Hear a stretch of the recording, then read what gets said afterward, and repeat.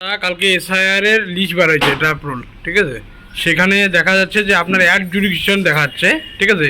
এই ব্যাপার নিয়ে আপনার ভোটারের এসে কপিটা নিয়ে তৃণমূলের আইটি সেল থেকে প্রচার করছে। এই ব্যাপারে আপনি কি বলবেন? দেখুন, এই এসআইআর নিয়ে প্রথম থেকেই তৃণমূল তথা এই রাজ্য সরকার সাধারণ লোককে নিয়ে নানা রকম বিভ্রান্তকর মন্তব্য করে আসছে। এটা নতুন কোনো কিছু নয়। বিশেষত আমাকে নিয়ে তারা যে প্রচারটা করছে, আমার বাবার 2002 সালে নামের বানাম ভুল ছিল এবং আমাদের নামের সঙ্গে আমাদের যে ডকুমেন্টসগুলোর নাম রয়েছে সেই নামের সঙ্গে কিছু ক্রাইটিক্যাল মিস্টেক রয়েছে। তার জন্য নির্বাচন কমিশন আমাদের 5 ভাই বোনকে নোটিশ করেছে। আমরা সেই নোটিশ পেয়ে আমরা নির্বাচন কমিশনের কাছে গিয়েছি এবং আমাদের যা যাবতীয় ডকুমেন্ট সেটা দিয়েছি। এবং যাকে নিয়েই এই আমাদেরকে নোটিশ করা হয়েছিল সেই বাবার নাম ভেরিফাইড অলরেডি হয়ে গেছে। তো নির্বাচন কমিশনের যা প্রসেস রয়েছে, যেহেতু এখন এই ডকুমেন্টসগুলো দেখার অধীন রয়েছে বিচারপতিদের, কারণ মহামান্য সুপ্রিম কোর্ট একটা রায় দিয়েছে যে এই ডকুমেন্টসগুলো দেখবে এবং বিবেচনা করবে আমাদের রাজ্যের তথা হাইকোর্টের বিচারপতির থেকে শুরু করে ডিস্ট্রিক্ট জাজরা এবং বিচারপতিরা যেহেতু দেখবেন পর্যবেক্ষণে আছে। কালকে একটা তালিকা প্রকাশ করা হয়েছে নির্বাচন কমিশনের পক্ষ থেকে। সেই তালিকা আমার নাম, আমার ভাই বোনদের নাম আন্ডার জুডিকশনের মধ্যে আছে, বিবেচনার মধ্যে আছে। তো এটা নিয়ে আমি সাধারণ লোককে বলবো, যাদের নামে এইরকম এসেছে আপনাদের আতঙ্কিত হওয়ার কোনো কথা নেই। সকলেই ভোট দিতে পারবেন। ব্যতিক্রম শুধু যাদের কোনো কিছু ডকুমেন্টস নেই, যারা অ্যাকচুয়ালি তাদের বাবা মা কারো 2002 সালে তালিকায় নাম নেই, তাদের এই দেশের কোনো কিছু সঠিক প্রমাণপত্র নেই, তাদেরই নাম বাদ যাওয়ার সম্ভাবনা রয়েছে। এবং যারা জুডিকশনের মধ্যে আছেন সকলের নাম থাকার চান্সটা আছে। এমন না যে অ্যাডজুডিকশন মানে ডিলিট, যেটা তৃণমূল লোককে বিভ্রান্ত করছে যে অ্যাডজুডিকশন মানে আন্ডার অ্যাডজুডিকশন মানে আপনাদের নাম বাদ চলে গেছে। এরকম কোনো ভাবার বিষয় নেই।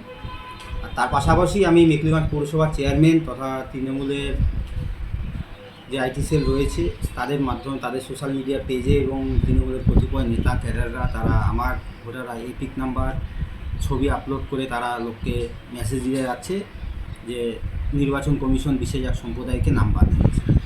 তো তার আগে পড়াশোনাটা ভালোভাবে করুক। যে পৌরপতি এই পোস্টটা করেছে এবং তৃণমূলের নেতারা পোস্ট করছেন, সোশ্যাল মিডিয়া তৃণমূলের আইটি সেলরা যে পোস্ট করছেন, আপনারা দেখুন। আমার কাছে এইরকম তালিকাও রয়েছে যে শুধু একটা শ্রেণীর নয়, তারা যে জিনিসটা বোঝা যাচ্ছে যে মুসলিমদের নাম বেছে বেছে বাদ দিচ্ছে। এইরকম আমাদের অনেকেই আছে যারা হিন্দু ধর্মাবলীর লোক, সনাতন ধর্মাবলীর লোক, তাদেরও নাম অ্যাডজুডিকশনের মধ্যে রয়েছে।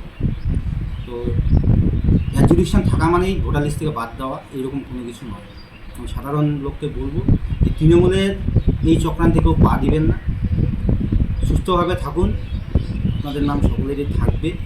আমরা আশাবাদী নির্বাচন কমিশন আমাদেরকে আশ্বস্ত করেছে এবং আমি নির্বাচন কমিশনের সঙ্গে যেহেতু মেখলিগঞ্জ বিধানসভায় আমি নির্বাচনের কাজকর্মগুলো দেখছি, তো আমরা এমন কোনো কিছু বার্তা দিব না যেটাতে সাধারণ লোক প্যানিক হয়। কারণ তৃণমূল হচ্ছে একটা উচ্ছৃঙ্খল দল। তারা এই সংখ্যালঘু সমাজকে এবং মুসলিম সমাজকে তারা ভোটার হিসাবেই চিহ্নিত করে। ভোটার ছাড়া তাদেরকে আর অন্য কোনো কিছু তারা ভাবে না। তাই তাদেরকে আবার পুনরায় তাদের সেই ভোট ব্যাংকে তাদের অক্ষুণ্ণ রাখার জন্য তারা এই প্রোপাগান্ডা চালাচ্ছে।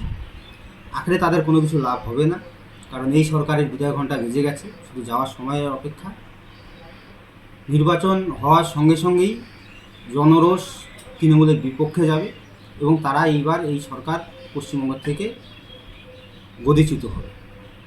এটাই থাকছে এবং এটাই পশ্চিমবঙ্গের জনগণ আশা করছে। তৃণমূলের এই বিভ্রান্তে আমি বারবার বলছি, তৃণমূলের এই চক্রান্তে কেউ পা দিবেন না।